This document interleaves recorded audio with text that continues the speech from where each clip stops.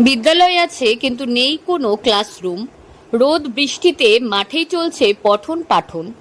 বহুদিন ধরে বিদ্যালয়ে নেই পর্যাপ্ত ক্লাসরুম, না আছে শৌচালয় ও মিড ডে মিলের ভবন। ফলে বিদ্যালয়ের একমাত্র ছোট্ট কম্পিউটার ভবনেই চলছে পঠন পাঠন।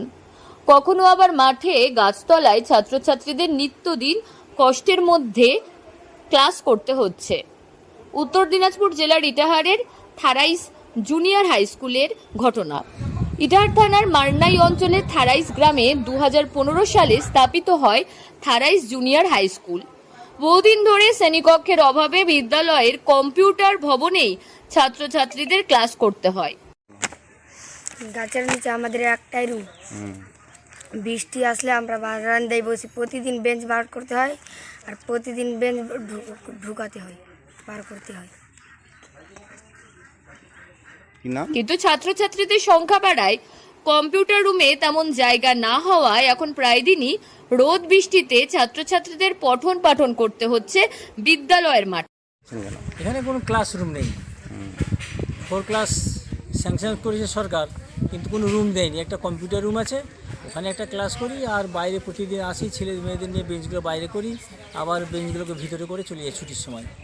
এই হচ্ছে আমাদের নিত্যদিনের কাজ। হ্যাঁ, আমি তো সর্বশিক্ষা মিশনে জানিয়েছি, ডিআই সাহেবকে চিঠি করেছি, তারপর বিডি সাহেবকে জানিয়েছি, এসআইকে জানিয়েছি, প্রধানকে জানিয়েছি, সভাপতিকে জানিয়েছি। সমস্ত ডিপার্টমেন্ট আমি বিভিন্ন জায়গায় জানিয়ে রেখেছি যে আমাদের এই স্কুলের এই অবস্থা। কোনো টিচার নেই। মিড ডে মিল তো ওই মিড ডে মিলে কোনো ঘর দুয়ার নেই, কোনো শেড নেই। ওই ভাগ্যি যে প্রাইমারি স্কুলটা পাশে আছে, যে ওরা একটু আমাদের সহযোগিতা করছে, ওদের পরে রান্নাবান্নাগুলো হয় আমাদের বাচ্চা। জানা যায় বিদ্যালয়ের 84 জন ছাত্রছাত্রীদের নিয়ে কম্পিউটার ভবনে চাপাচাপির মধ্যে পঞ্চম ষষ্ঠ শ্রেণীর ছাত্রছাত্রীদের পঠন এবং সপ্তম অষ্টম শ্রেণীর ছাত্রছাত্রীদের নিয়ে বিদ্যালয়ের মাঠে গাছতলায় বেঞ্চ নামিয়ে পঠন পাঠন করিয়ে চলছেন বিদ্যালয়ের শিক্ষকরা। শিক্ষক নজির হোসেন জানান, এখানে কোনো ক্লাসরুম নেই, একটি মাত্র রুম আছে, সেটা কম্পিউটার রুম। বিদ্যালয় তৈরির প্রথম থেকে কোনো ক্লাসরুম করা হয়নি, শুধুমাত্র একটি কম্পিউটার রুম করা হয়েছে। এমনকি বিদ্যালয়ের কোনো শৌচালয়ও নেই। বিদ্যালয়ের এসআই, সর্বশিক্ষা মিশন সহ বিভিন্ন জায়গায় জানানো হলেও কোনো রকম ফল মেলেনি।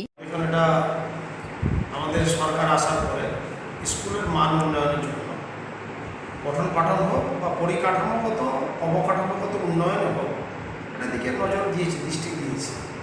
থারাইসটা একটা new set up junior high school, স্টুডেন্টও ওখানে কম, একটা আইল্যান্ড দ্বীপ। স্বভাবত ওই গ্রামেরই ছাত্রছাত্রীরা পড়বে। তা পাশেই প্রাইমারি স্কুল আছে, ওখানে আমি গেছি, ওখানে আমার কর্মসূচিতে। সেখানেও প্রয়োজন ক্ষেত্রে ক্লাস করা যেতে পারে। যদি বিল্ডিংয়ের এডিশনাল ক্লাসরুমের প্রয়োজন পড়ে, তারা যদি জানায়, তো নিশ্চয়ই আমরা এগুলো এমএমই ডিপার্টমেন্ট, বিভিন্ন ডিপার্টমেন্ট থেকে আমরা এগুলো করেও দিচ্ছি। আপনারা জানালেন এবং আমি ওদের কাছ থেকে জানবো যে দরকার পড়ে আমরা কিছুদিন আগে। তবে দেখার বিষয় এখনো কবে এই সমস্যার সমাধান হয়। উত্তর দিনাজপুর থেকে প্রিয়া গুপ্তার রিপোর্ট, লোকাল 18 বাংলা।